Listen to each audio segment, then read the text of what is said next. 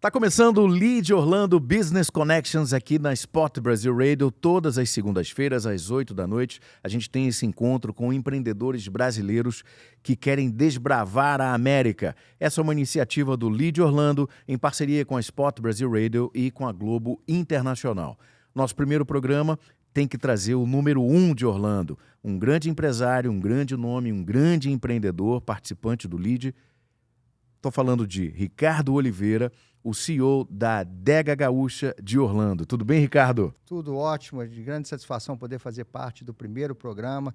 Espero poder contribuir um pouco com a experiência, com a minha jornada nesses 23 anos nos Estados Unidos. Com certeza. Você foi a primeira escolha do CEO do Lead Orlando, o Gustavo, principalmente pela sua trajetória e pela posição de destaque que você ocupa hoje em Orlando, e passa a ser uma grande referência, principalmente para o brasileiro que está empreendendo aqui nos Estados Unidos e que quer sair do Brasil e empreender na América. Então, esse primeiro bloco, nós vamos contar um pouco da sua trajetória.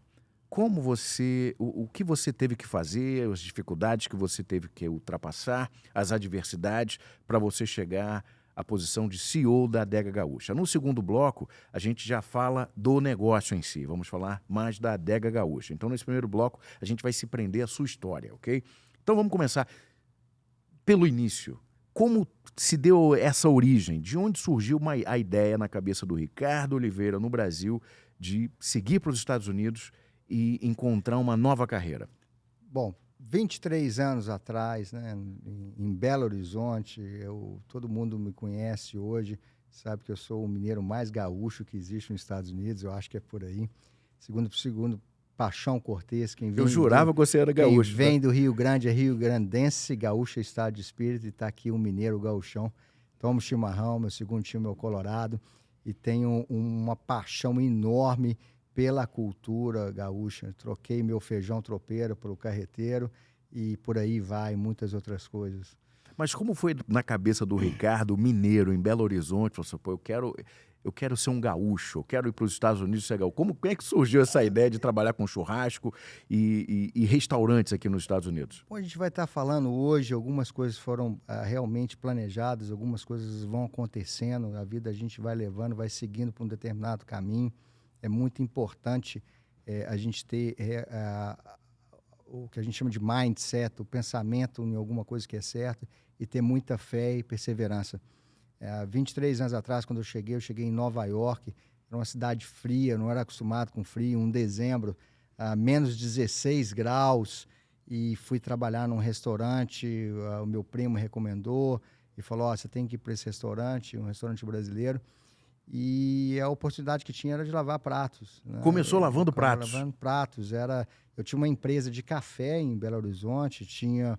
Não, no Brasil você era empresário. Empresário. E chegou nos Estados Unidos lavando pratos. Era uma diversidade muito grande no Brasil, mudança de taxa Selic, existia fusões de redes de supermercados e realmente eu não consegui competir naquele mercado tão agressivo. E eu tinha no final eu tinha um carro, um Tempra, vendi ele por $2.800, foi o dinheiro que eu vim para a América. E era o dinheiro realmente para se pagar aí 2 meses de aluguel, porque o aluguel em Nova York não era barato e hoje continua sendo barato. Então o trabalho que eu tive foi realmente um trabalho de se reiniciar e de se ter a humildade de fazer o que tem que ser feito.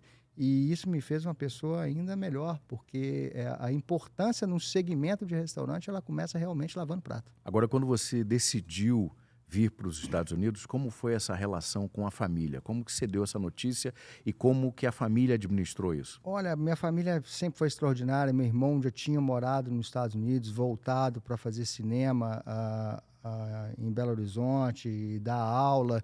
E eu falei, olha, eu preciso recomeçar, tinha 26 anos de idade na época, e nenhum país, ao meu ver, dá as oportunidades que os Estados Unidos dá para recomeçar. Então, foi um país que a gente já via, por isso tem tanto imigrante vindo para os Estados Unidos, que realmente ele acolhe quem tem vontade de trabalhar e que é correto. Agora, o verdadeiro motivo foram os percalços que o empresário no Brasil sofre, né? Com certeza, mudança de taxa Selic, mudança de política, falta de estabilidade.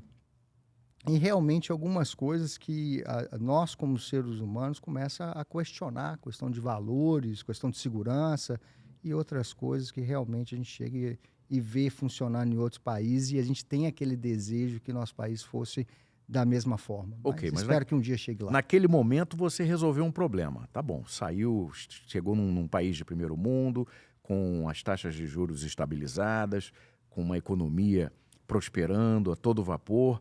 Os desafios foram outros. Não, com certeza. Quando você começa a trabalhar num restaurante, lavando o prato e ficando em pé ali, em frente a uma máquina, 10, 12 horas, e quando você sai, você não fala a língua, você não tem amigos e você não tem para quem você chamar, ou você senta no chão e chora, ou você fica mais forte e segue em frente, né? E como você enfrentou essa barreira cultural e do idioma? Você já falava inglês ou não? Eu não falava inglês, eu falo que... Hoje você fala inglês? Hoje eu falo inglês fluente, sou cidadão americano. Meus 6 primeiros meses na América, eu trabalhava 6, 7 dias. A única coisa que eu sabia pedir pelo telefone era General Tso Chicken. Eu fiquei 6 meses comendo General Tso Chicken, porque eu tinha medo de pedir algum outro prato que viesse errado e eu estava com fome. Então eu ligava para o chinês da esquina e falava, me manda um General Tso Chicken. Era o que eu sabia falar. Mas eu ia na escola de manhã, ia para Hotel Pensilvânia, tinha uma escola, eu esqueci o nome agora, e depois da escola eu ia trabalhar. Então teve dia que eu dormi no trem e acordei quase na hora de perder o horário de trabalho. E era uma época difícil, porque se você chegasse atrasado, ele te mandava para casa. Então não era igual hoje, que não, vamos conversar. Não. Era bem realmente a moda antiga.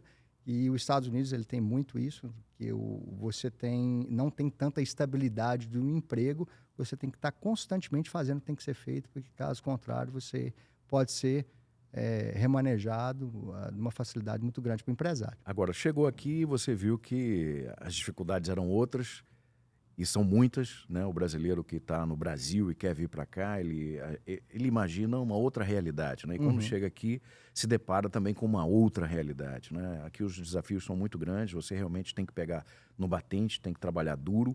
Não existem leis trabalhistas, mas não como no Brasil, né?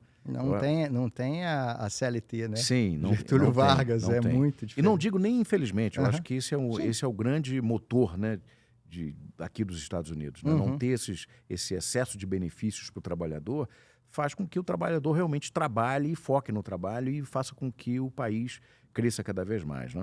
Agora, diante de todas essas dificuldades, desses desafios, você chegou a pensar em voltar para o Brasil ou não? Olha, eu acho que até hoje eu penso, né? De vez em quando, né? O Brasil é um hoje país... você vai para passar um fim de semana. O Brasil é um país maravilhoso, um povo maravilhoso.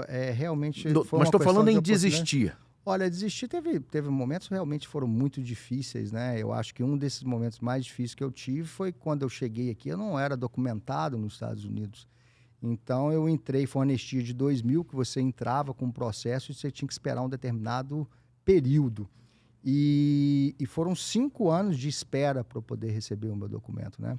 Então, quando eu perdi meu pai, foi realmente um momento que eu comecei a reavaliar. Falei, peraí, eu estou começando a perder família, né? Devo estar fazendo parte do Brasil ou devo estar seguindo aqui com meus objetivos?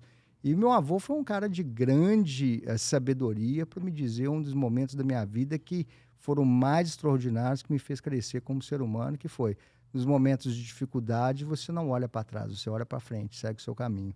Então, é um negócio difícil, mas é um negócio que a gente precisa, às vezes, tomar esses tipos de decisões. Você tinha quantos anos quando chegou aqui? Estava com 27 anos. Agora, como que um garoto de 27 anos sai da cozinha lavando pratos para CEO de um dos maiores restaurantes de Orlando? Olha, eu acho que a gente, tudo na vida tem que tentar ser a melhor versão de nós mesmos, tá?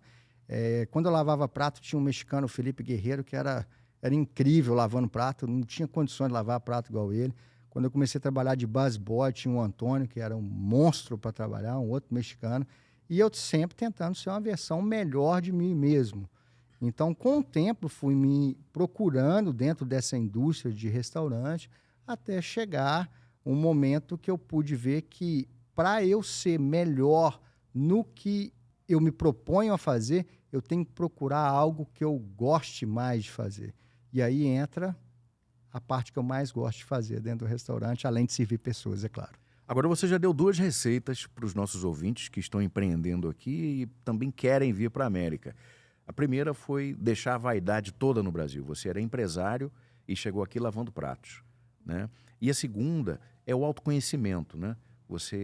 Cada dia você tentar aprimorar e melhorar a sua própria versão. Isso tem a ver com, na maioria das vezes, com uma receita básica para o brasileiro que chega aqui ou não?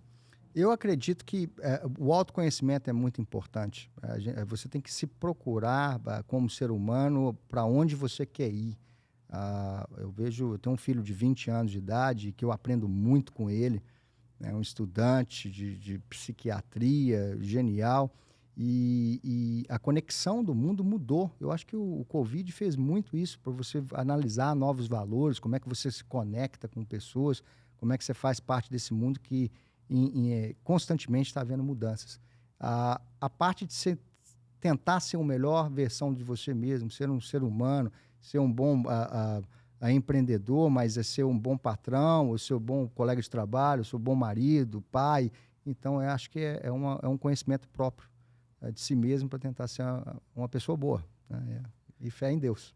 E a gente vai continuar contando essa história maravilhosa, uma grande inspiração. Eu estou realmente absorvendo essa inspiração aqui para mim, entendeu, Ricardo? Para mim está sendo uma lição de vida também, né? Fico feliz de que é uma saber. história a ideia sensacional. Justamente essa, é poder mostrar que os caminhos, às vezes, eles são um pouco mais árduos do que parecem, mas se você estiver focado e fazer a coisa certa, isso acontece. Sim, no primeiro bloco a gente contou a história de um garoto que saiu do Brasil com 27 anos, era empresário, desistiu da vida de empresário no Brasil por conta de todas as adversidades que o governo, que o país apresenta, oferece para o empresário, né? Que são as crises econômicas, as taxas tributárias, as dificuldades com contratações e etc. E fez com que um garoto de 27 anos viesse para os Estados Unidos e começasse trabalhando numa cozinha de um restaurante lavando pratos. Exatamente. Vamos avançar um pouco essa história para a gente chegar na adega gaúcha. E aí você foi galgando posições nesse restaurante até chegar a General Manager de uma grande rede de restaurantes aqui nos Estados Unidos, em Nova York, numa das principais lojas, se não foi a principal loja dessa grande rede em Nova York, né? Acredito que era a principal loja. Era a maior loja em Nova York, continua sendo até hoje.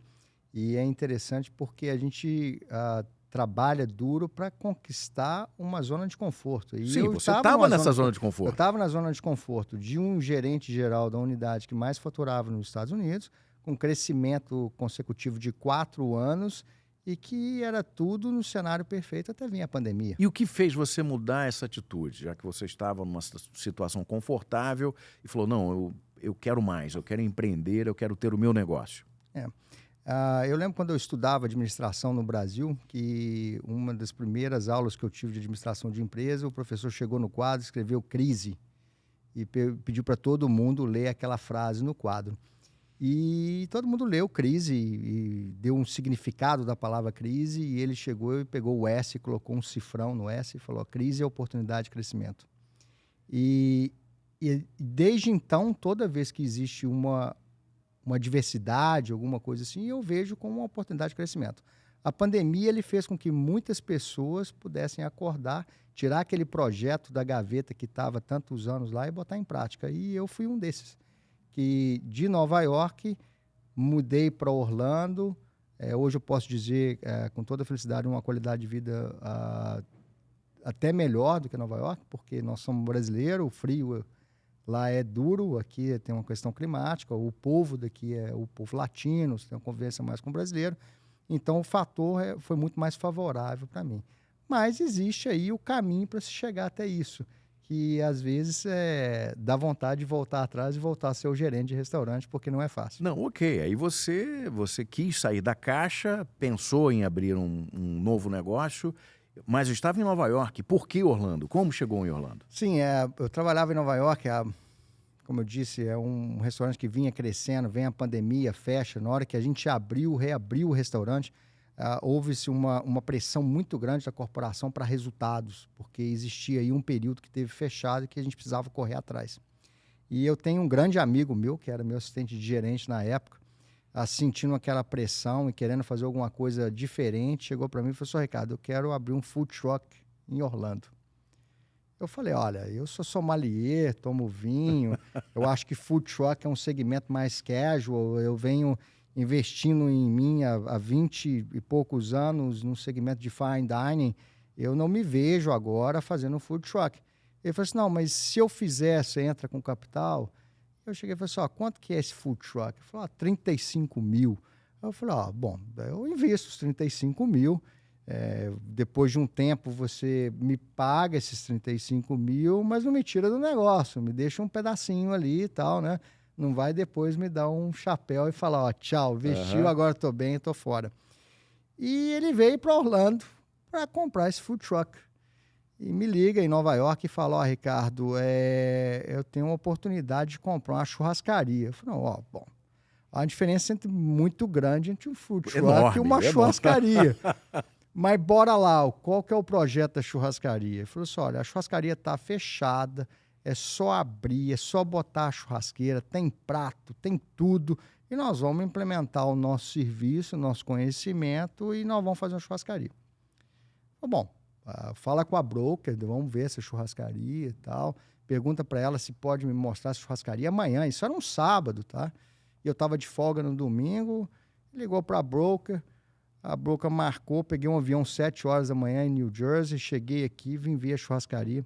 Na hora que eu cheguei em frente à churrascaria, me deu um sentimento, tem uma razão pela qual fechou, tá tudo errado. Tudo errado. Né? Não é simplesmente esse dinheiro que estão nos pedindo, isso é um investimento muito alto, mas vamos olhar, entrei para dentro da churrascaria, eu tenho um olfato muito apurado, e aí tinha uma era uma churrascaria que não tinha dado certo.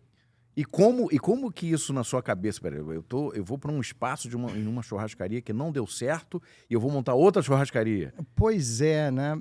Eu acho que existe uma questão que a gente fala que é o que o coração sente em determinados momentos, né? Quando eu cheguei na porta dessa churrascaria, eu falei, esse negócio não vai dar certo. Na hora que eu entrei e vi a estrutura do negócio e eu pude perceber que era uma questão de gerenciamento e de visão de negócio. Era uma churrascaria que se disputava preço, bem contrário à minha visão de negócio, que é você oferecer uma experiência gastronômica. Sim, sim. O preço ele é muito relevante em aspecto de comparação, mas eu não acho que muita pouca gente trabalha duro e vai tentar salvar um pouquinho para ser comprometido uma experiência gastronômica. Então, como você descreveria a Adega Gaúcha para um cliente que nunca visitou, nunca viveu essa experiência aqui? Olha, a Adega Gaúcha Orlando, ela é tudo que você tinha antigamente numa churrascaria em termos Brasil, de você poder escolher para celebrar um seu aniversário, para uma data especial, para você sair da igreja num domingo e ir com seus irmãos da igreja, você ter os seus negócios para poder realizar, num ambiente na qual todo o staff ele sabe que o foco são pessoas, a experiência gastronômica. Eu costumo dizer que, sim, nós servimos churrasco, mas nós vendemos uma experiência gastronômica. Então, em nenhum momento que você vai vir na Adega Gaúcha, você vai esperar, se você tiver uma reserva, que eu acho horrível, você se programa para ir num restaurante, você pega uma cidade igual Orlando, uma cidade grande, você faz uma reserva, você tem que esperar 30, 45 minutos para ser sentado com a sua reserva, para mim é algo inaceitável. Então, a gente controla o nosso livro de reserva para que isso não aconteça, né? E você olha realmente o aspecto humano, né? Só para você ter uma ideia, em datas especiais, e todo mundo chega para mim e fala, Ricardo, por que você não faz uma festa de fim de ano? Eu poderia ganhar dinheiro com isso, né?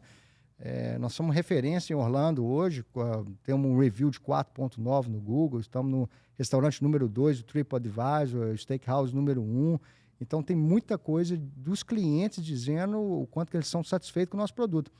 E aí, a minha resposta é bem simples. Bom, você quer passar a virada de ano? Quero. Eu falei, meu contribuidor, quem trabalha comigo, também quer. Então, em vez de fechar mais tarde, eu vou fechar mais cedo para que ele esteja com a família dele na virada do ano. Isso é maravilhoso. Então, eu acho que essa questão de fazer com que as pessoas que trabalham na Adega Gaúcha sintam que elas são parte do sucesso da Adega Gaúcha, fazem com que elas sirvam as pessoas como um verdadeiro time. Mas sem eles não funciona, né? Então, é preciso isso. É preciso ter esse grupo hoje são 70 e poucas pessoas que trabalham na Adega Gaúcha, com um objetivo comum de a pessoa que escolhe vir na Adega Gaúcha, ela tem a opção de 3.000 restaurantes em Orlando. É um compromisso nosso mostrar para ela que a escolha foi feita de maneira adequada. Então, eles são bem-vindos. É como você tem em sua casa, você chama um amigo para vir na sua casa, você quer servir ele o que você tem de melhor. E é isso que a gente faz. Agora, vamos voltar um pouco na história. Você chegou diante do prédio da churrascaria, da antiga churrascaria show de falida. Horrores, né? Show de horrores, para chegar à Steakhouse número 1 de Orlando. Sim, teve muito investimento, né? Eu tenho uma gratidão muito grande pelos meus 2 sócios. Um tem um restaurante no Cape Cod, em Hyannis, que é super bem sucedido, o Brazilian Grill. O outro é o Fabiano, é um cara que trabalhou comigo de bartender em Nova York. Hoje ele é CEO da Torino Capital. Então, a gente botou um plano de negócio e falou assim, não, quais são os valores da companhia, o que a gente vai fazer para que isso dê certo.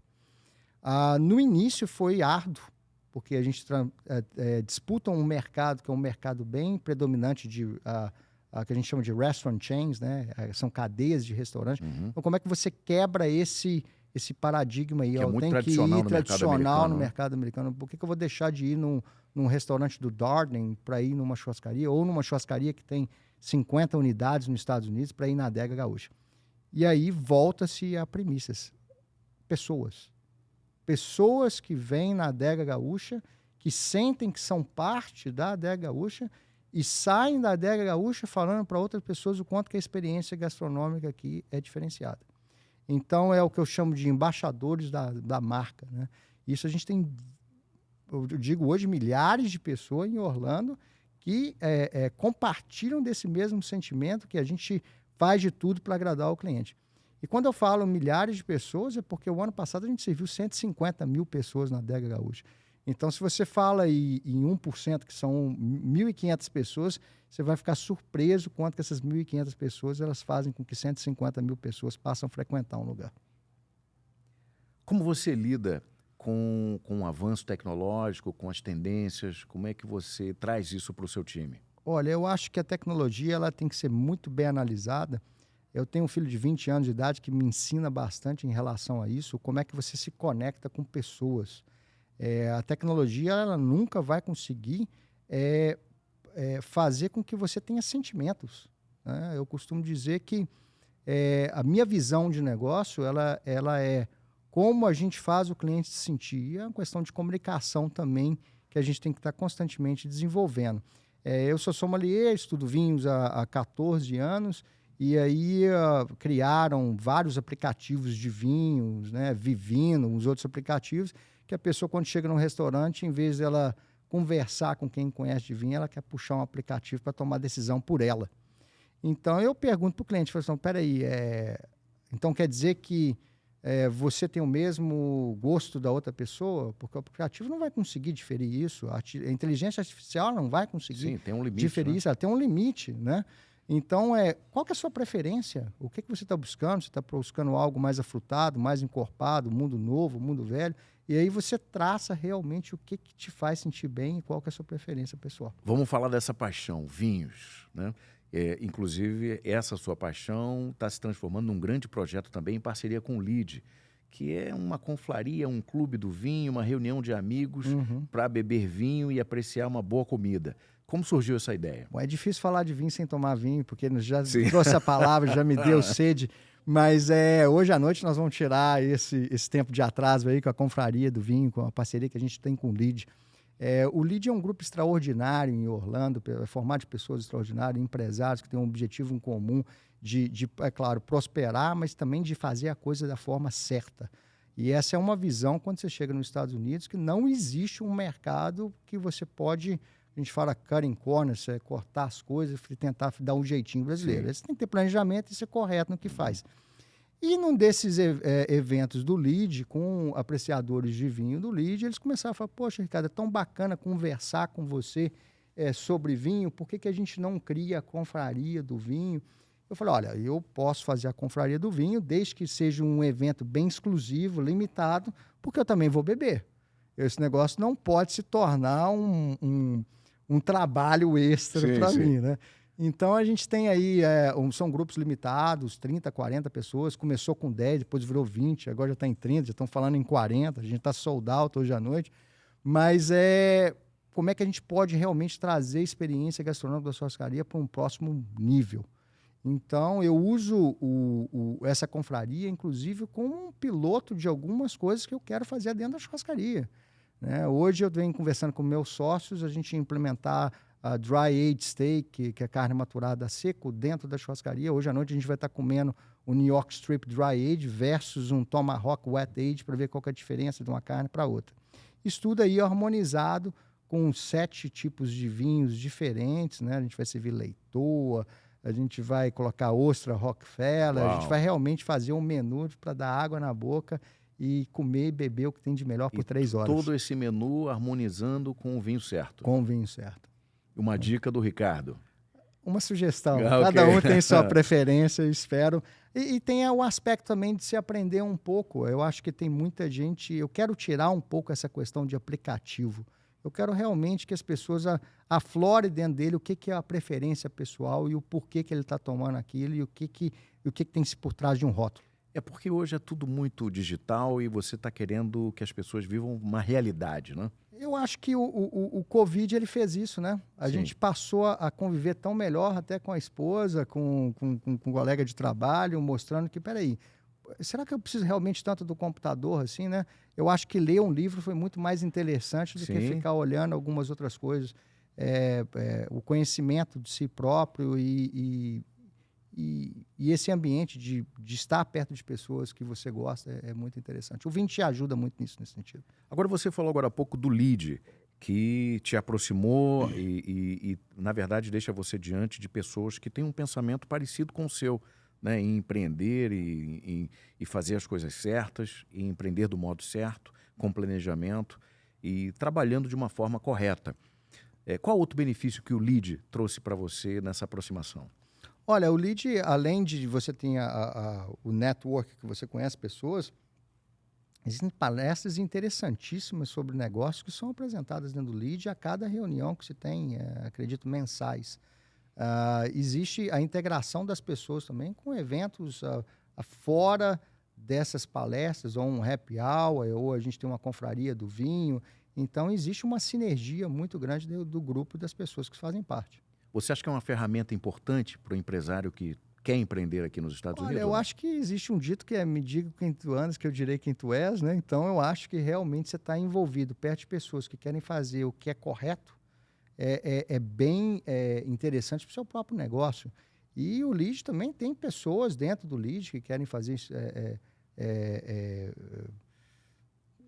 ações humanitárias. Sim. Então, e troca de experiências troca também, de experiências. Né? Então, tem muita coisa interessante, né, nesse grupo de pessoas que se reúnem em Orlando. Agora, Ricardo, para a gente finalizar, qual é a dica, qual é a sugestão e qual o conselho que você daria para o brasileiro que está empreendendo nos Estados Unidos e para o brasileiro que quer sair do Brasil e empreender na América? São 2 conselhos diferentes, né? Porque um já vive a realidade e o outro pensa em vir para cá. Com certeza, né? Eu acho que, como eu disse na primeira parte do bloco, nos momentos de dificuldade você tem que tomar decisões realmente, né? É como se fosse um cirurgião cardíaco. Ninguém quer passar por uma cirurgia cardíaca, mas precisa sobreviver. Então, você passa pelo procedimento. Então, você tem que realmente se ver no momento da sua vida que você vai tomar determinadas decisões. Entender que você vai ter que fazer sacrifícios. Eu tive que fazer um sacrifício da minha família ficar no Brasil e vir para os Estados Unidos. Né? Eu tenho um carinho tão grande com meus irmãos e com a minha mãe, que estão lá no Brasil hoje, e que hoje a gente consegue viajar com uma facilidade maior, tal. Minha mãe tem 80 anos, veio para cá para passar o Réveillon comigo, foi extraordinário. Mas no início não foi assim, né? E não desistir. Você tem que ter resiliência. Você tem que entender que cada tropeço que você dá vai te fazer uma pessoa mais forte. E você não pode ter um vitimismo. Você tem que ser muito focado no que você vai fazer e tentar se aprimorar a cada dia e se tornar o melhor dentro daquele segmento. Não que você vai ser o melhor, tem gente que nasce com talento e ele desenvolve, mas você tem que ser uma versão melhor de si mesmo. Para o brasileiro que está aqui e quer alçar voos maiores, o que você recomenda? Eu acho que você tem que estar perto de pessoas corretas, entender que você não faz nada sozinho, você precisa ter um time, você precisa ter um planejamento e você tem que fazer a coisa da forma correta.